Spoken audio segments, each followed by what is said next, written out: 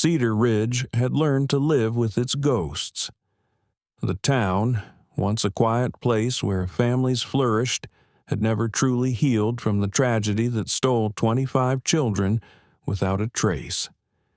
The school bus they had boarded that morning never arrived at its destination, and every search party, every investigative effort, had led to the same answer: nothing. Some parents had left town, unable to bear the weight of unanswered questions. Others had stayed, refusing to abandon the only place that still held their children's laughter, even if it had long faded into memories. Each anniversary brought fresh pain, a reminder of the empty chairs at dinner tables and bedrooms frozen in time. The case, now decades old, had become something whispered about in passing, a warning passed down to younger generations, a mystery that had cemented itself into the very foundation of Cedar Ridge. But the past had a way of refusing to stay buried. It began on an early autumn morning, just as the town was preparing for another anniversary of the disappearance. A farmer, driving along the outskirts of Cedar Ridge, spotted a figure stumbling along the tree line, barefoot and dressed in outdated clothing. He was small, barely more than a child, with a lost expression that unsettled the man who had lived in the town long enough to recognize something was wrong. Authorities were called, and soon the entire town was buzzing with speculation. It wasn't just a lost child, it was a familiar face. The boy, confused and frightened, gave his name as Ryan Carter. His name was on a plaque at the town's memorial site, listed among the 25 who had vanished. Ryan Carter had been gone for 30 years, yet there he stood, no older than the day he left. The police took him in, running every test imaginable while the town braced for an impossible truth. The boy's fingerprints, his dental records, everything matched perfectly. He was Ryan Carter, the same child who had stepped onto the bus 3 decades ago. But he had not aged a single day. News spread faster than the town could contain it. The Carters, Ryan's parents, were in their 60s now, 2 people who had spent years searching for a son who never returned. When they were told the impossible had happened, disbelief clouded their faces. They had imagined this moment in their dreams, but never like this. When they finally saw him, standing in front of them with the same wide eyes they remembered, it was as if time had split in 2. They had aged, but he had not. Ryan looked at them as if they were strangers, his young mind unable to comprehend how the people who had once tucked him into bed now had gray in their hair and wrinkles on their faces. Their embrace was hesitant at first, like touching something fragile, something that could disappear again at any moment. Tears fell freely, but beneath the joy was something darker, an unease neither of them could name. Authorities tried to explain it. Maybe he had been taken and kept in some experimental facility, frozen, hidden away. Theories flooded in, but none of them made sense. If he had been kept alive, where were the others? And why, after all these years, did he still look like a child who had just stepped off the school bus? Ryan could remember stepping onto the bus. He could remember the way the morning light streamed through the windows, how the kids had been chatting about a math test or the upcoming soccer game. He had taken his usual seat near the middle, looking out the window as they drove the familiar roads. Then something had changed. The bus had taken a turn it wasn't supposed to. He hadn't thought much of it at first, but as the houses disappeared and the trees thickened, a strange silence had settled over the other children. The road was unfamiliar, winding deeper into the forest where no school bus had any reason to go. Then nothing. No crash, no sudden stop, just darkness swallowing his memory whole. The next thing he knew, he was waking up in the woods, the air cold against his skin, his shoes missing. He had walked until someone found him, and now the world was telling him that 30 years had passed while he remained unchanged. His parents clung to him, desperate to make up for the lost time, but Ryan could sense the fear beneath their love. It was in the way they looked at him, searching his face for something they didn't understand. He was their son, yet something about him didn't feel real. Doctors ran tests, but there was nothing unusual. No sign of malnutrition, no evidence of trauma. He was in perfect health. The only thing that stood out was the impossible fact that his body had not aged.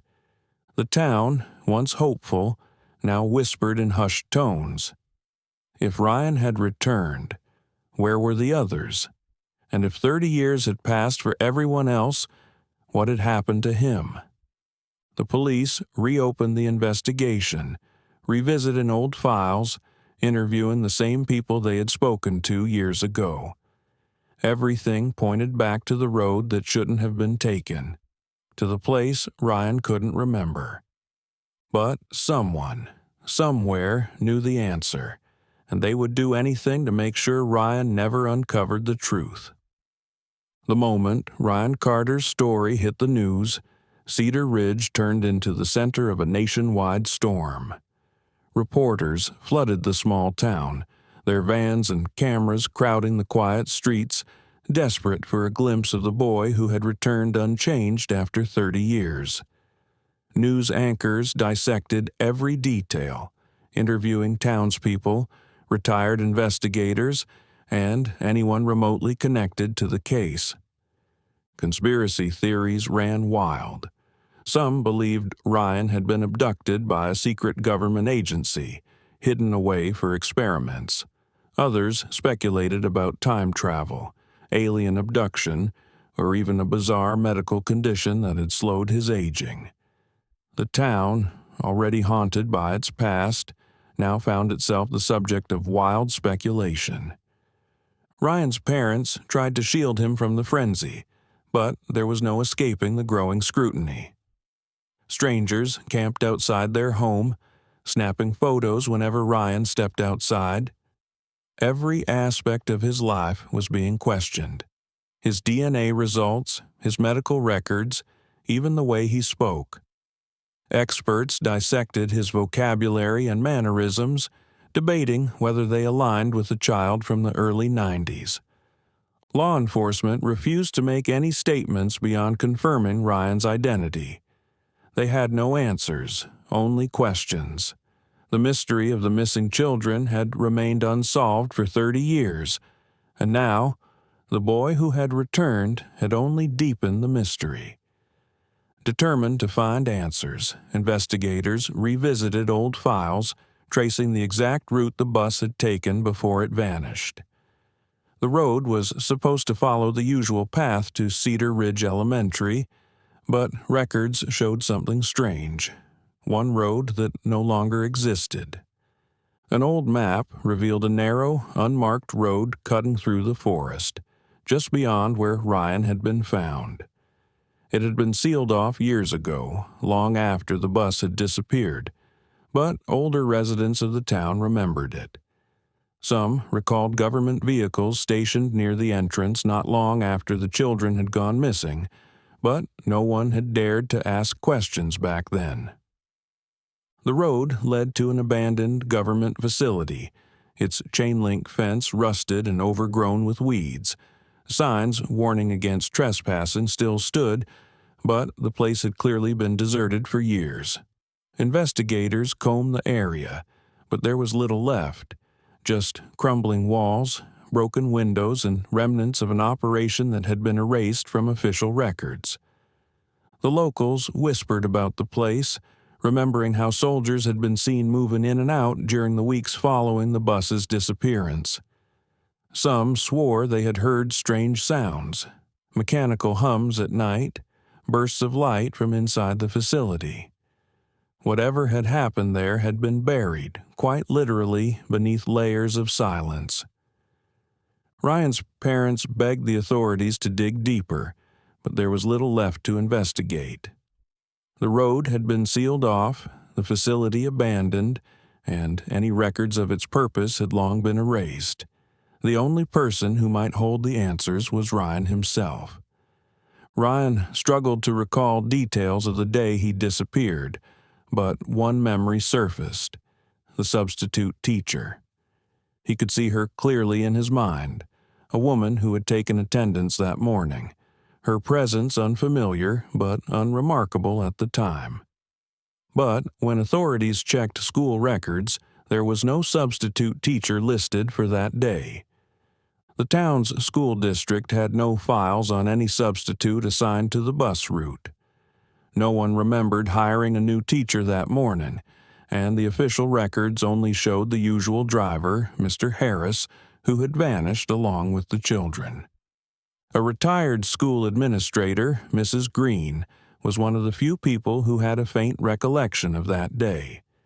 She admitted that, in the chaos following the disappearance, a few parents had mentioned an unfamiliar woman on the bus. But with no photos, no records, and no name, the lead had gone cold before it could even be investigated. Ryan struggled to recall more details about her. She had been kind, her voice gentle as she called their names for roll, but something about her had been off. The more he thought about it, the more he realized that she hadn't seemed nervous or uncertain, as most substitutes were on their first day. She had been watching them, studying them, and as the bus had taken that wrong turn, she had shown no concern at all. With so many gaps in his memory, Ryan agreed to undergo hypnosis in hopes of unlocking details hidden deep within his subconscious. The session began with simple questions, guiding him back to the moments before he vanished. He described the bus, the voices of the children, the passing trees. Then they turned onto the unknown road. As he went deeper into his memories, flashes of something unsettling emerged. A sterile white room, bright overhead lights, masked figures in lab coats moving around him. A voice, calm and clinical, repeating the same phrase over and over: "Subject stable. Proceed with Phase 2. The more he tried to grasp the memories, the more they slipped away, like pieces of a puzzle that refused to fit together. He saw glimpses of other children, but their faces were blurred, their voices distant. He felt something cold against his skin, metal restraints, needles piercing his arm. Then, nothing. When Ryan awoke from the hypnosis, he was shaking. The memories had felt real, but they made no sense. How could he remember a laboratory when he had supposedly vanished into thin air? And if the others had been there with him, why was he the only one who had returned? Investigators combed through medical research archives, looking for any connection to Ryan's fragmented memories. There had been classified government programs involving human testing in the past, but most were tied to wartime experiments or unethical trials long since shut down. There was no record of a facility near Cedar Ridge, no projects that matched what Ryan described, but someone, somewhere, had erased those records. Ryan's existence was proof that something had happened. 30 years ago, 25 children had been taken, and only one had been returned, unchanged, untouched by time. The answers weren't in the town's records or the police archives. They were hidden in the past, buried beneath years of silence, waiting for someone brave enough to uncover them. And whoever had orchestrated it all was still watching. The case files contained a grim reminder of how little had ever been found. No wreckage, no abandoned vehicle deep in the woods, nothing. It was as if the school bus had been swallowed by the earth. The police had searched for weeks, combing through every possible route the bus could have taken, but no evidence had ever surfaced. Records showed that divers had been sent to search the nearby lake, and helicopters had scanned the dense forests, but the bus and the 25 children had simply ceased to exist. Over time, theories had formed. Some believed the bus had been driven into an undiscovered ravine. Others thought it had been deliberately dismantled. The strangest theory, however, was the one that pointed to the government's involvement. A retired truck driver, after hearing about Ryan's return, finally decided to speak up. He had been passing through Cedar Ridge the night the children had disappeared. While driving along the old highway, he had seen something unusual: a line of military trucks moving under the cover of darkness. They had been hauling something massive, covered in thick tarps, escorted by heavily armed personnel. The convoy had turned off onto the now sealed road that led to the abandoned government facility. He had never come forward before. At the time, he assumed it was routine military transport, and he hadn't wanted to get involved. But now, he was certain that whatever they had been moving that night had been connected to the missing school bus. Ryan's case had drawn attention from people far beyond Cedar Ridge, including those who had been keeping secrets for decades. A retired scientist, Dr. Wallace, made contact through an anonymous email. He refused to meet in person, but claimed he had been involved in a project that should never have existed. He stated that Ryan's return had been a mistake. Something had gone wrong, and those responsible would stop at nothing to correct it. His words carried a chilling warning. Ryan had survived something that none of the other children had. He had been part of an experiment that had been erased from history, and the people who had orchestrated it were not going to let the truth come out. There were people who had spent years ensuring this secret stayed buried, and now Ryan was living proof that the past was not as forgotten as they had hoped. Dr. Wallace refused to disclose the full extent of his knowledge, claiming that the more Ryan and his family knew, the greater the danger they would be in.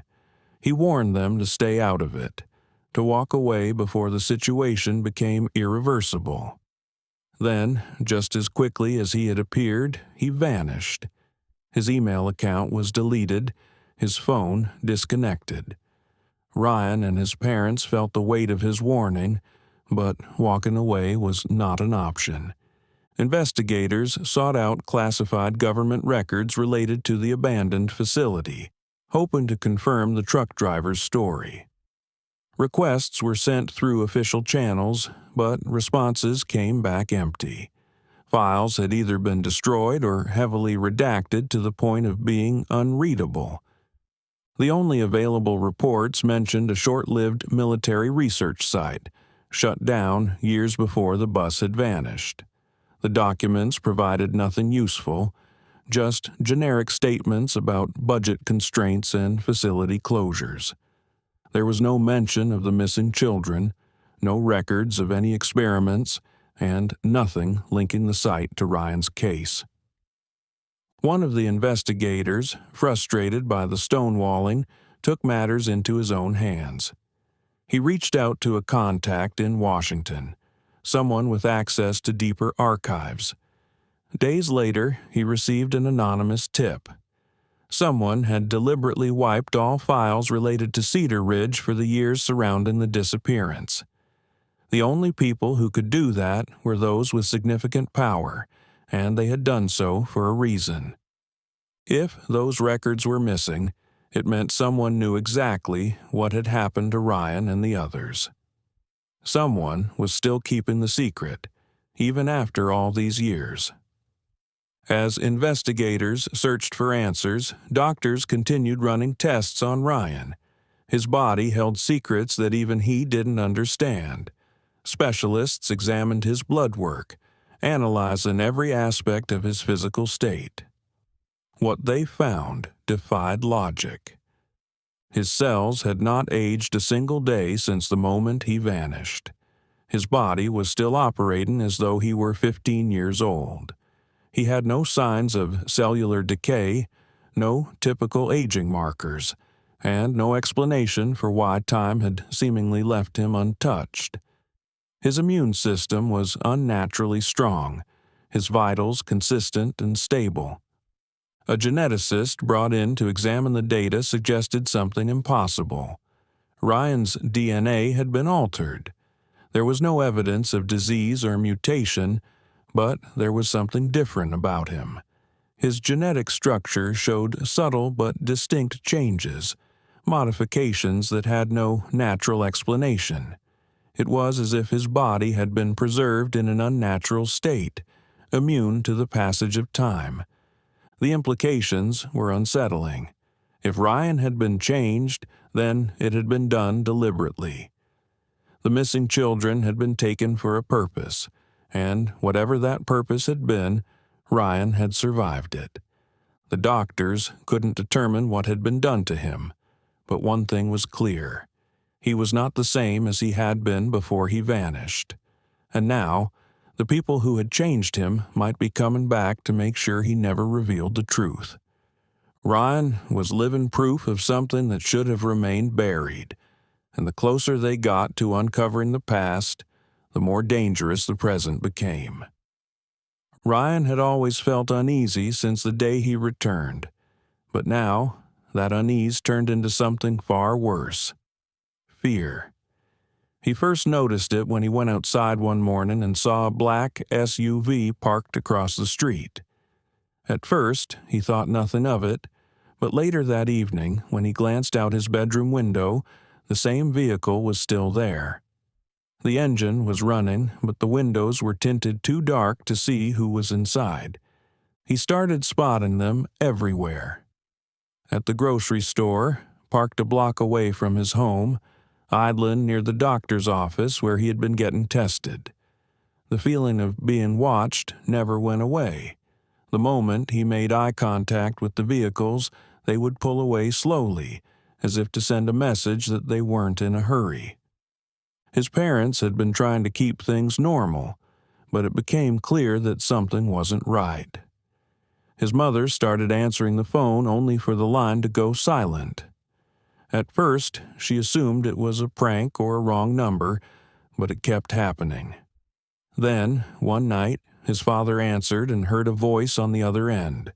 The words were calm, spoken in a slow, deliberate tone. The message was clear: stop looking for answers. Let it go. That night, his parents locked all the doors and closed the blinds. His father stayed up, pacing the living room with a baseball bat by his side.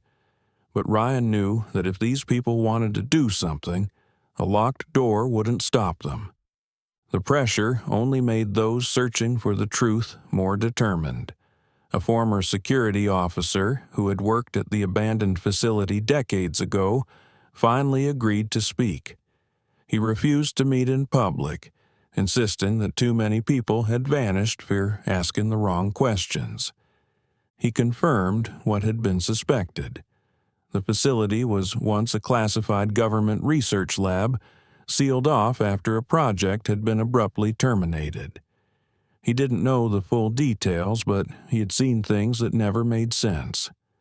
Late-night deliveries of heavily secured cargo, scientists who never spoke to anyone outside their assigned teams, and military personnel who arrived without warning and left just as quickly. Then, one day, everything stopped. The entire facility was shut down overnight. Employees were told not to ask questions. Those who did were removed. The officer never found out what had been inside, but he had one haunting memory. On the last night before the closure, he had been stationed at one of the exit checkpoints when a convoy of unmarked trucks left the facility. He wasn't supposed to inspect the cargo, but as one vehicle passed, the tarp covering the back shifted slightly. Beneath it, he saw a glimpse of something: metal restraints bolted into the floor. Whatever had been transported that night was not equipment. It was something alive. The substitute teacher, Ryan remembered, had always felt out of place, and now there was proof she never should have been there at all.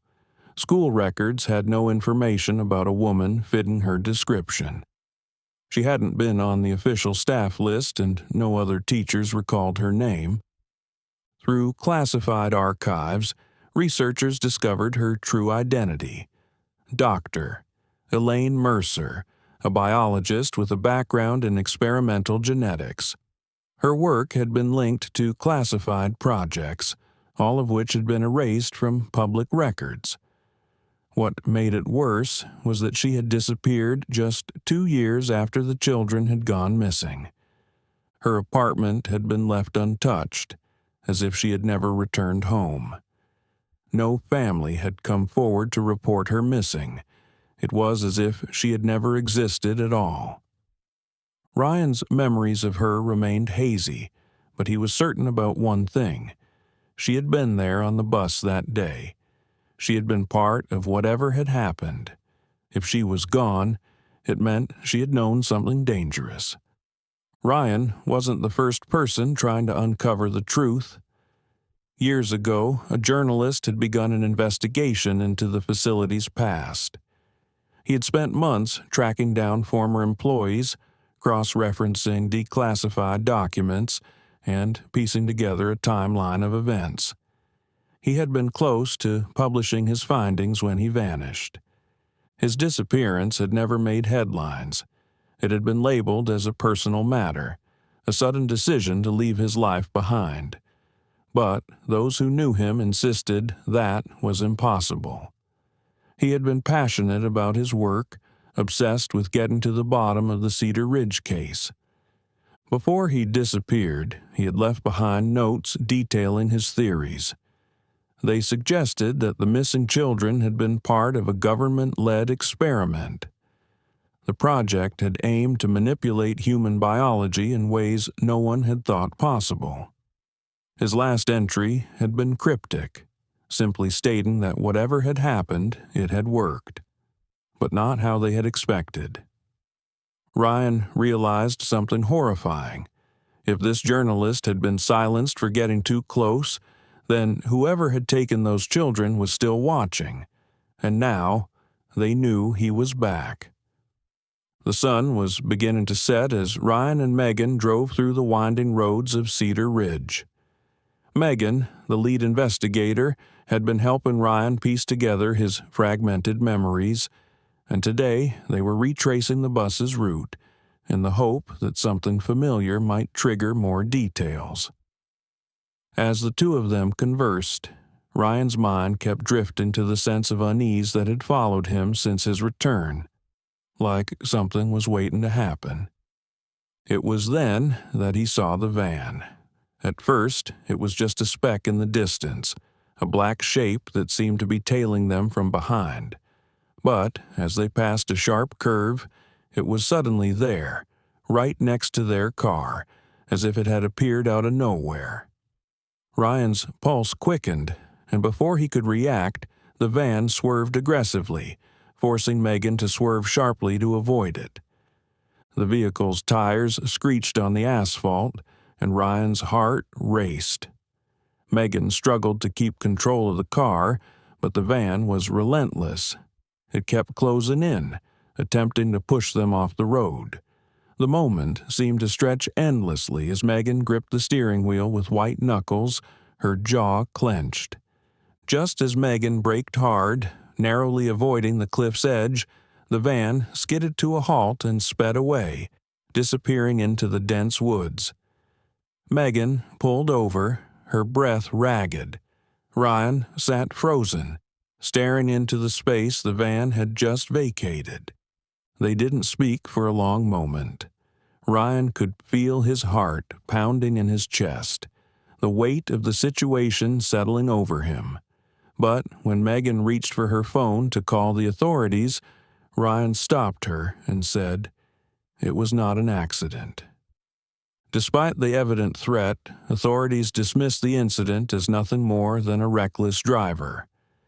Megan tried to argue, but her voice barely carried weight against the overwhelming indifference of the local police. The following days were a blur of interviews and medical tests. Ryan had been subjected to countless procedures, but it wasn't until a geneticist, reviewing his DNA against records from his childhood, that the truth began to emerge.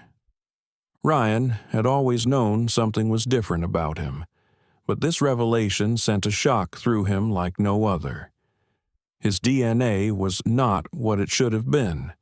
There were modifications, alterations that shouldn't have occurred naturally. The patterns were unmistakable. His genetic makeup had been tampered with. It wasn't just a case of being studied. Ryan had been changed deliberately. His body was not simply a subject of observation, but an experiment. The medical team looked at the results in stunned silence, exchanging glances, unsure of how to proceed. The scientist who spoke with Ryan afterward was cautious, choosing his words carefully. He explained that the changes in Ryan's genetic code were beyond what modern science could achieve in a lab, let alone in a child at that time. It became evident that Ryan had been a part of something far more dangerous than he could have imagined. As the results were analyzed further, the truth was clearer. Whoever had taken Ryan and the other children hadn't just experimented on their bodies. They had altered them. Ryan's body had been engineered to hold the key to something that had yet to be discovered. As the investigation into Ryan's past deepened, new information began to surface. Satellite images from the area around the old government facility revealed something that no one had noticed before: a hidden structure beneath the surface. The images, though blurry and incomplete, clearly showed the outline of a subterranean complex, far more extensive than anyone had imagined. As investigators worked tirelessly to acquire blueprints and documents, they discovered that the facility had been built to conceal something far larger and more secretive than a simple research lab. Blueprints of the area indicated that there was an underground level, one that was not listed in any of the public records. What's more, the dimensions of the underground complex were staggering, at least 10 times the size of the surface facility. What lay beneath that ground was anyone's guess. Ryan could feel the weight of the information settling over him like a thick fog. They were getting closer, and it was only a matter of time before they uncovered what had been hidden for so long. But the more they learned, the more questions arose. Why had this facility been built so secretly? And, more importantly, what had they been doing beneath the earth? Despite the mounting evidence, the government's response was swift and unwavering. Officials quickly dismissed the findings as nothing more than conspiracy theories, attempts by outsiders to rewrite history. They denied any knowledge of an underground facility, and those within the administration who spoke off the record hinted that the investigation would soon be shut down. Ryan's case became a focal point of media attention, but the government's stance was clear. There was no truth to any of it. The investigation was a waste of resources. Local law enforcement continued to deny any sinister motives behind the events, attributing the children's disappearance to natural causes or even absurd explanations that did little to quell public suspicion. But the families of the other missing children weren't giving up. The parents, now elderly, rallied together, demanding answers. They attended meetings, held protests, and sent letters to the highest levels of government. Despite their desperate efforts, the authorities continued to offer only silence and dismissal. The families were left with no closure, no justice, and no accountability. Ryan, as the only survivor, found himself at the heart of a battle for the truth, a battle that seemed to grow more dangerous with each passing day.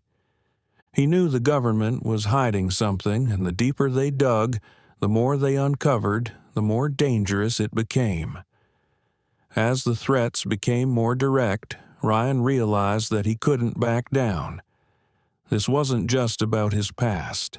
It was about the others, about the children who never came home. But who was behind the cover-up? And why was Ryan still alive when the others were not? Ryan sat in his childhood home, but it no longer felt like home. His parents, now graying and frail, did their best to comfort him, but the gap between them was too wide.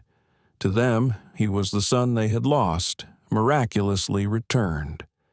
But to Ryan, they were strangers, aged beyond recognition, their world completely foreign to him. He struggled to adjust to a time that had moved on without him. The streets of Cedar Ridge were filled with unfamiliar faces. The places he once knew had changed or disappeared entirely. The children he had played with were now adults with families of their own. The school he had attended had been rebuilt, and nothing about it resembled what he remembered. Everywhere he went, people whispered. He was the boy who had vanished, the one who had returned without an answer. Some saw him as a miracle, others as something unnatural. Even when he walked through the town, he could feel their stares, their unease. He had not aged a single day, and that fact alone set him apart in a way no one could ignore. He spent hours locked in his room, staring at his reflection in the mirror, trying to understand who he was now. He looked the same as he had on that fateful day, but inside he felt like a ghost, a boy trapped in time. The more he tried to reconnect with the world, the more he realized he didn't belong anywhere. One morning, Ryan's mother found an envelope slipped under their front door. Inside was a single sheet of paper with a typed message telling her to him out before it's too late.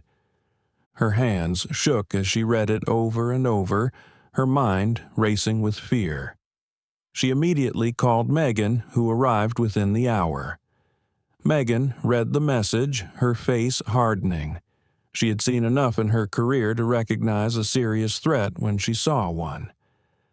Megan urged them to leave town. She explained that whoever had sent the message was giving them a chance, one they might not get again. Ryan's return had exposed something that powerful people wanted buried, and they would do whatever it took to make sure the truth remained hidden. Ryan refused. He knew running would not solve anything. He had been gone for 30 years, and he needed to know why. If he left now, he would never find out what had happened to him or the other children. He had already lost too much, and he wasn't going to let fear take away the only thing he had left, the truth. His mother pleaded with him, but he stood firm. He had spent his whole life waiting for answers, and now that he was close, he wasn't going to walk away. The warning had done nothing to shake Ryan's resolve, but he soon realized that whoever was behind it had no intention of waiting for him to make the right decision. It happened in a dimly lit parking lot. Ryan and Megan had stopped at a small diner on the outskirts of town. The night was quiet, the streets empty, but as they walked toward the car, Ryan felt it, the unmistakable sensation of being watched. Before he could react, a figure in a dark hoodie lunged at him. A gloved hand clamped over his mouth while another pressed a needle against his neck. Ryan thrashed, his instincts kicking in, his mind flashing with panic. Megan reacted instantly. She grabbed the attacker's arm, twisting it violently. The masked figure grunted but didn't let go. Ryan struggled harder, managing to break free just as Megan landed a hard kick to the attacker's ribs. The man stumbled back, dropping the syringe onto the pavement. For a brief second, Ryan got a glimpse of the liquid inside, clear but slightly shimmering under the streetlights. Whatever it wasn't meant to help him. The attacker recovered quickly and bolted toward a waiting car. Megan pulled out her gun, but before she could fire, the vehicle sped away, tires screeching as it disappeared into the night. Ryan stood frozen, staring at the discarded syringe. Someone had tried to silence him, and this time they had come close. The attack only strengthened Megan's determination. Whoever was after Ryan wasn't going to stop, and if they wanted him dead, it meant they had something worth hiding. She knew the answers were out there, buried somewhere in the past. Her search led her to a name she had come across before: Dr. Nathaniel Reeves. He had been a scientist connected to classified research in the area, but had died under mysterious circumstances years ago. His death had been ruled that he took his life, but Megan had never believed it. Through an old colleague, Megan learned that Dr. Reeves had kept personal files hidden away. He had been paranoid in his final years, convinced that someone was watching him. If anyone had answers, it was him. She and Ryan traveled to the address where Dr. Reeves had lived. The house had been abandoned for years, dust and decay settling over everything. Megan searched through old boxes, flipping through yellowed papers and scattered notes. Then she found it. A locked drawer hidden beneath a false bottom in his desk. Inside was a thick folder filled with documents stamped classified. As she flipped through them, her breath caught. These weren't just notes. They were records of an experiment that had taken place decades ago. The children who had vanished had been test subjects in a project designed to halt the aging process. The scientists had believed they were on the verge of a breakthrough, one that could change humanity forever. But there had been a problem. The experiment had not worked the way they had hoped. The children had not simply stopped aging. Their bodies had reacted unpredictably, some suffering irreversible cellular damage. The side effects had been fatal. The records ended abruptly, as if someone had tried to erase the project entirely. But one thing was clear: Ryan's return was never meant to happen. As Megan read on, her hands shook. The experiment had been covered up, the evidence buried. The other children had died. Ryan was the only one who had survived. But the files suggested something even more chilling. His survival had not been expected. He was an anomaly, something they hadn't accounted for. Ryan's mind spun as he processed the information. He wasn't just a missing child who had returned. He was living proof of a failed experiment, one that powerful people had tried to erase. And now they were coming for him. Ryan sat on the edge of the bed, his hands gripping a stack of old, yellowed files Megan had placed before him. His heart pounded as he read the documents, each word confirming what his memories had started to reveal. The other children had never made it out. He was the only one left. The files detailed everything: the project's purpose, the experiments, and ultimately, the failure that led to the deaths of the 24 other children. The government had taken them to the underground facility beneath the abandoned research site, using them as test subjects for an experiment designed to halt aging. Scientists had injected them with a compound meant to preserve their bodies indefinitely, but the results had been devastating. Some of the children suffered extreme side effects, their bodies shutting down in painful, violent ways. Others had remained stable for a while, but their systems eventually collapsed. Ryan, for reasons the documents never fully explained, had been the anomaly. His body had resisted whatever ended the others, and as far as the scientists had been concerned, he was their only success. But that success had come too late. The project was shut down abruptly, all evidence erased. The bodies of the children were disposed of, the facility sealed, and every official record of their existence erased. Ryan's stomach twisted as he processed what he had just learned. The families of those children had spent 30 years waiting for answers, But there had never been a chance for them to come home. He was never supposed to return either. His survival was a mistake, one that someone was trying to fix. Megan, standing beside him, studied his face.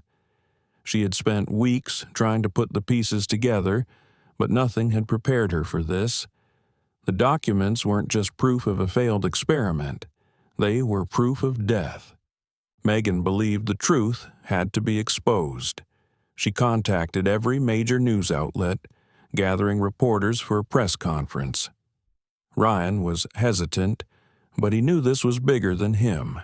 If he stayed silent, the people responsible would get away with it. The press conference was held in the town square, a place where families had once gathered in the hopes of finding their missing children. Reporters crowded around, cameras flashing as Megan stood beside Ryan. She spoke about the government's involvement, the secret facility, and the experiments that had taken the lives of innocent children. Ryan felt the weight of every word, but as he stood before the cameras, a strange sense of unease crept over him. Something wasn't right. He scanned the rooftops of the nearby buildings, his instincts screaming that they were being watched. A second later, the sound of a gunfire echoed through the square. Everything happened in an instant. Megan lunged toward Ryan, shoving him aside just as the bullet tore through the air. She hit the ground, clutching her shoulder, blood spreading across her jacket. Panic erupted. Reporters scrambled for cover, screams filling the square. Ryan dropped beside Megan, pressing his hands against her wound, but she gritted her teeth and told him to run. The people who had done this weren't finished. They were coming for him. Ryan hesitated for only a second before forcing himself to move. He pushed through the crowd, adrenaline driving him forward. He had to disappear before they got to him. Ryan made it back to his parents' house just as the sun began to set. The streets were quiet, but he felt the presence of unseen eyes. The air was thick with tension, and he knew it was only a matter of time before they came for him. His mother's face paled when she saw the blood on his hands, but before she could ask what had happened, the first gunfire shattered the front window. Ryan ducked as glass exploded around him. His father grabbed his mother's hand, pulling her toward the back door. Ryan followed, but he already knew there was no escape through the house. A second bullet rang out, hitting the door frame. Dark figures moved in from the street, their faces hidden beneath tactical masks. They weren't ordinary criminals. They were professionals, sent to eliminate a loose end. Ryan had no choice but to run. He sprinted toward the back fence, vaulted over it, and landed hard on the other side. The woods loomed ahead, a dark and uncertain refuge. He heard his parents calling his name, but there was no time to go back. If he didn't lead the men away, his parents would be next. He plunged into the trees, branches whipping against his face as he ran.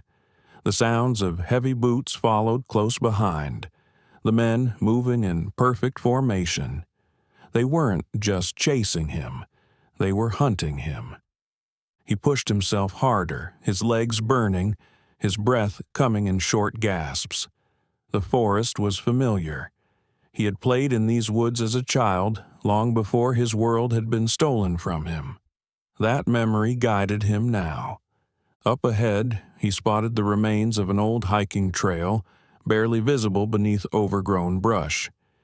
He veered onto it, knowing it led toward the abandoned research facility. He wasn't just running to escape, he was running toward the truth. Ryan's heart pounded as he reached the perimeter of the abandoned site. The place had been sealed for decades, but Megan's research had uncovered blueprints revealing a hidden entrance. He stumbled over debris, searching desperately for the hatch marked on the map.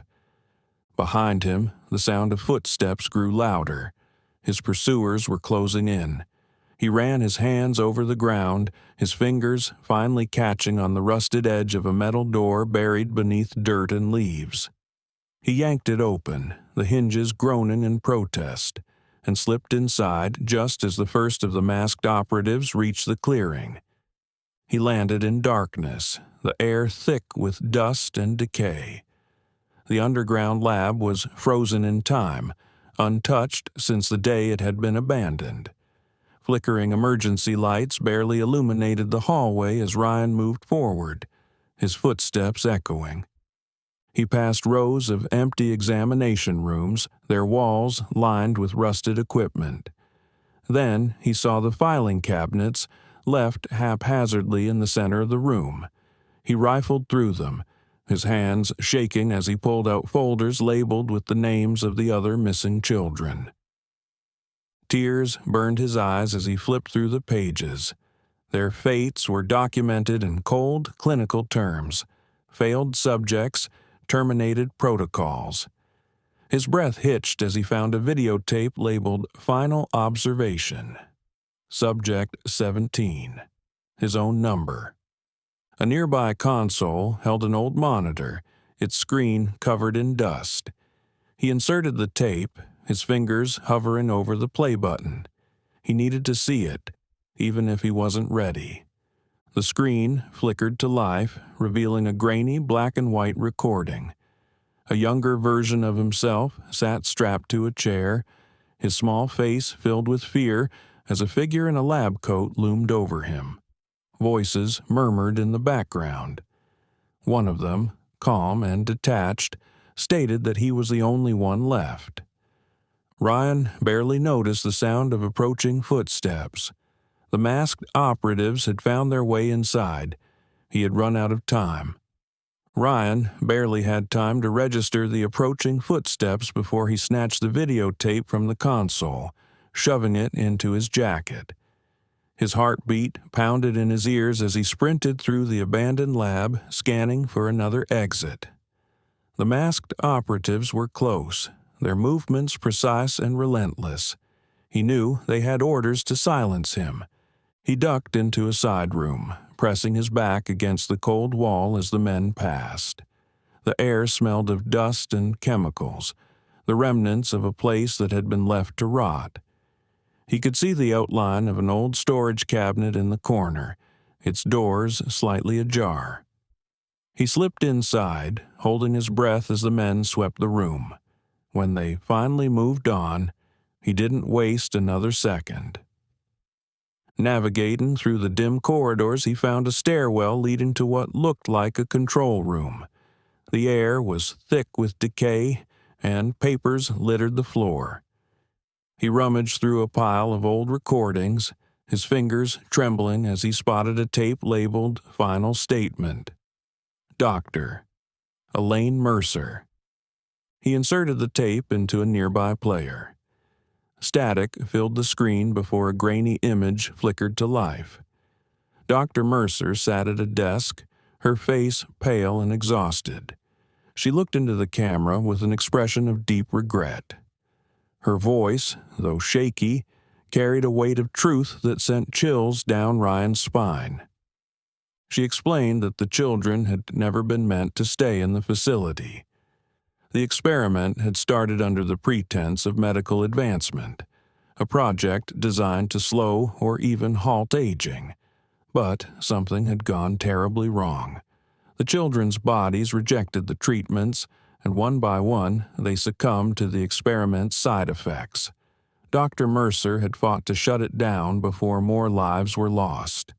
She had arranged for the children to be secretly transferred to safety, but before that could happen, an unknown force within the government intervened. She spoke of orders she didn't understand, decisions that weren't hers to make. The entire project was erased. The children declared missing, and all involved were silenced. She had recorded the confession in desperation, knowing she wouldn't be able to stop what was coming. Ryan's grip tightened on the table as the screen flickered to black. The truth was worse than he had imagined. The children were never meant to disappear. They had been deliberately erased. Ryan knew he had no choice but to bring the truth to light. The files, the confession, and his very existence were undeniable proof of what had happened. But exposing it meant putting himself in even greater danger. The next morning, a man in a dark suit approached Ryan with a cold, calculated presence. He offered him a way out, a new identity, a fresh start far from Cedar Ridge. Ryan knew this wasn't protection. It was silence. The government wanted to bury the truth, and making him disappear was the easiest way. He refused. He had spent too long without a voice. He wouldn't let the people responsible walk away without consequences. Megan, still recovering, stood by his side as they handed the evidence to the press. News stations ran the confession video and reports exposing the failed experiment. The world finally knew what had happened. For the families of the missing children, the truth was both a relief and a nightmare. For 30 years, they had lived with uncertainty, hoping for miracles while fearing the worst. Now they knew. Their children hadn't been lost, they had been stolen. Some parents found peace and closure. They visited the abandoned site, leaving flowers and photographs, finally able to grieve. Others struggled with the horror of it all, their anger burning as they demanded justice. But Ryan knew justice wouldn't come easily. The people responsible had buried their crimes deep. Weeks passed, and Cedar Ridge returned to a strange normalcy. Some saw Ryan as a hero. Others avoided him, unwilling to face the dark history he had uncovered. The town had lived under the shadow of the missing children for decades. Now that the truth was out, many wanted to forget. Ryan couldn't forget. Walking through town, he felt like a ghost. People whispered, casting him glances filled with pity or unease. Some resented him for reopening wounds they wanted to leave buried. His parents tried to make him feel at home, but Ryan knew he didn't belong. The world had moved on, and he hadn't moved with it. He was still 15 in a place that had aged without him. Megan met him at the park one afternoon, sitting beside him on the same bench where he used to play as a child. She had recovered from her injury, but there was something tired in her eyes. She told him that while the government had been forced to acknowledge the truth, many questions would remain unanswered. Some files were still hidden, and those responsible would not easily be brought to justice. Ryan nodded, understanding. He had uncovered the past, but the future was still uncertain. The experiment might have ended, but the consequences were far from over. As he looked toward the horizon, he knew one thing for sure. He would not disappear. He would not let the truth be buried again. The fight wasn't over, and as long as he was alive, he would make sure no one ever forgot what had happened to the children of Cedar Ridge. Ryan sat across from David Hunt, a journalist willing to risk everything to expose the truth. They met in a quiet diner just outside Cedar Ridge, far from prying eyes. The place smelled of burnt coffee and old wood, the kind of spot where people went to be forgotten. Ryan had chosen it for that reason. David listened carefully as Ryan recounted everything: his disappearance, the experiment, the failed government cover-up, and the desperate attempts to silence him. Megan sat nearby, occasionally adding details, making sure no piece of the story was left out. Ryan handed over the last of his evidence: copies of Dr. Mercer's confession video, old government files, and the hidden records from the underground lab. David promised to publish it all, warning that there would be backlash. Days later, the article went live. It was filled with damning information, but mainstream news barely acknowledged it. A few independent media outlets picked it up, but most people skimmed past it, too distracted by the latest headlines. The truth was out there, but no one seemed willing to face it. Ryan felt a deep frustration settle inside him. He had fought to expose the truth, but it had barely made a dent. One evening, Ryan returned home and found an envelope slipped under the door. There was no name, no return address, just a single sheet of paper inside. The message was chilling. They had warned him to stay quiet, reminding him that they had let him live. His hands tightened around the paper. He had expected retaliation, but this felt different. It wasn't a warning to stop investigating. It was a reminder that they had allowed him to survive. They wanted him to know they were still watching. Ryan debated telling his parents, but decided against it. They had been through enough. Instead, he met with Megan, showing her the note. She wasn't surprised. They had both known this wasn't over. They discussed what to do next. Laying low wasn't an option. The people behind this weren't done with him, but if they wanted him dead, they would have acted already. This was psychological warfare, a way to make sure he lived in fear. Days later, Megan received an anonymous email. There was no message, just an attachment. When she opened it, her breath caught in her throat. It was an old photograph of a child standing in what looked like a hospital corridor. The timestamp in the corner was from over 30 years ago, but the boy looked exactly the same as he did back then. She immediately sent the image to Ryan. He stared at it, his stomach twisting. He had believed he was the only survivor, but this picture suggested otherwise. The boy in the image should have been dead. If he was still out there, then the experiment hadn't failed completely. Ryan realized that his story was only part of a larger mystery. He had spent so much time trying to uncover his own past that he hadn't considered how many others might have suffered the same fate. Megan tried to trace the source of the email, but whoever had sent it had covered their tracks. Someone wanted them to know the truth, but wasn't willing to step forward. Ryan felt the weight of the revelation press down on him. He had thought the nightmare was over, but now he understood. He wasn't just a mistake the government wanted to erase. He was a piece of something much bigger. Ryan tried to move forward, but life never felt normal. Every time he stepped outside, he felt eyes on him. Every slow-moving car, every lingering glance from a stranger sent his heart racing. He knew he wasn't being paranoid. The government had denied everything, but they hadn't erased him. He was still a problem they couldn't control. He spent hours researching cases of missing children from the same era, searching for any sign that others might have suffered the same fate. The deeper he dug, the more unsettling the patterns became. He wasn't alone. A week later, Ryan received an offer through a private message. A government contact claimed they could make him disappear. New identity, new location, complete protection. All he had to do was walk away from everything. He knew what they were asking.